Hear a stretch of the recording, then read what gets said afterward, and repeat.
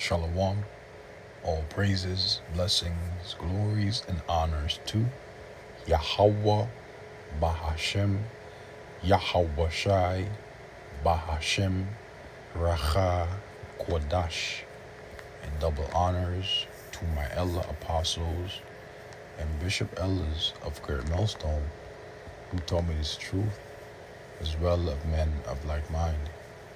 Shalom wa chasad, which means peace and mercy to the elect of the nation of Israel, only you so-called Negroes, Latinos, Native American Indians, and Israelite foreigners of the seed line of our forefathers, Abraham, Isaac, and Jacob, when we're scattered here in America, which is Babylon the Great, and abroad.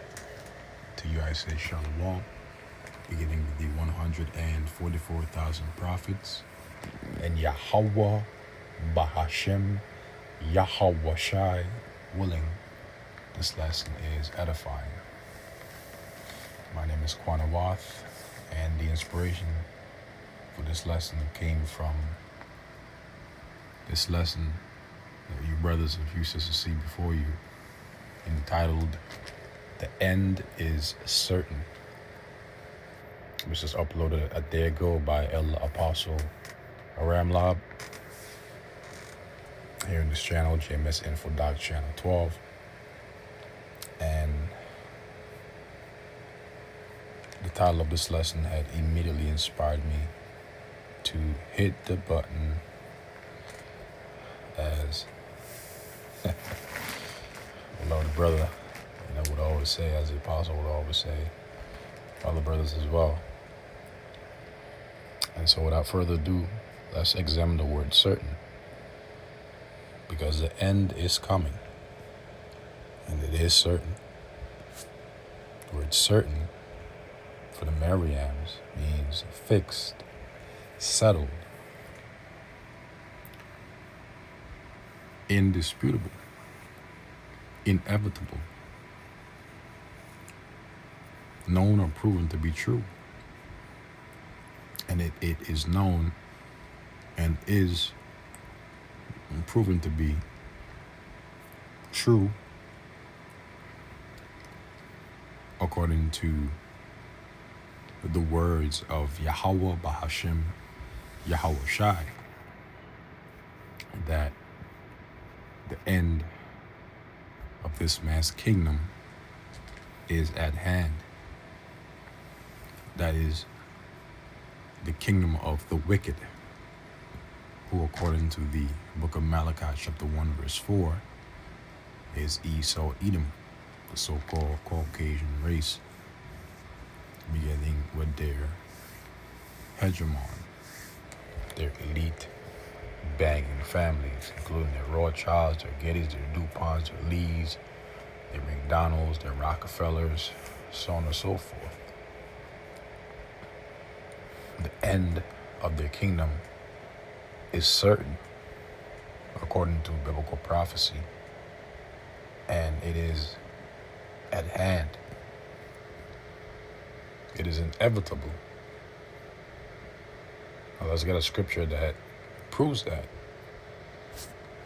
Job chapter 20 verse 4, knowest thou not this of old, since man was placed upon earth, that the triumphing of the wicked is short, and the joy of the hypocrite but for a moment? So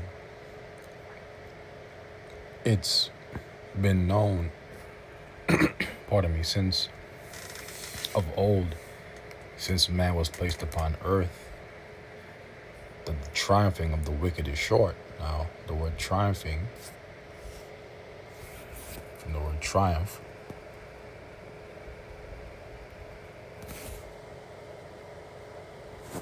means a victory or conquest by or as if by military force, a notable success.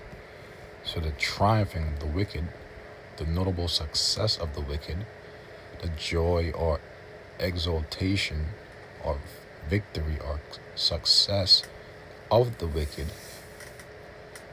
the conquest of the wicked is short, and the joy of the hypocrite but for a moment. Now, a hypocrite is an actor, one who falsely, disingenuously pretends. And that is one of the characteristics of the wicked. They are hypocrites. And a scripture that exemplifies this particular trait of the wicked is here in the book of Psalms, chapter 55, verse 20. He hath put forth his hands against such as be at peace with him. And when Esau, Edom, had invaded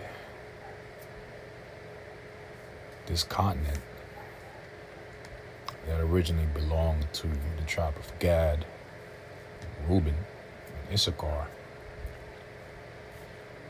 they had put forth their hands, their power, against such as be at peace with them, because initially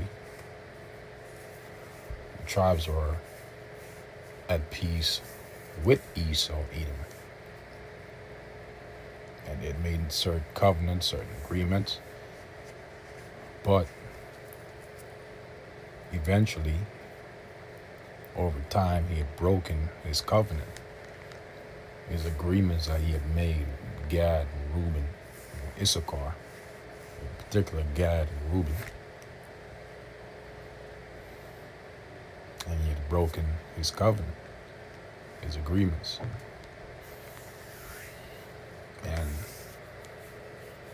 that brought much slaying, much killing, much slaughtering through the American cavalry to the so-called Native American Indians and Seminole Indians,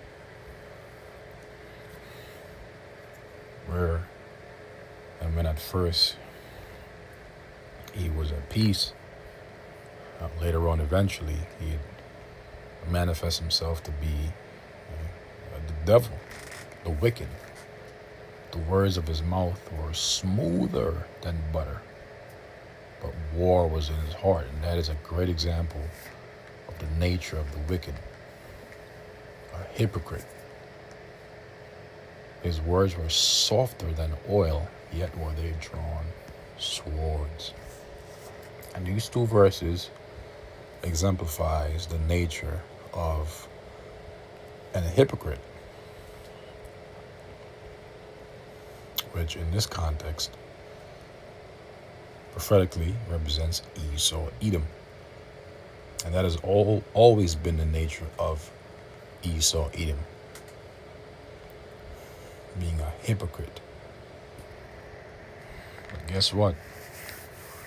His end is at hand. His end is certain. It's fixed. Because knowest thou not this of old? Job chapter 20 verse 4.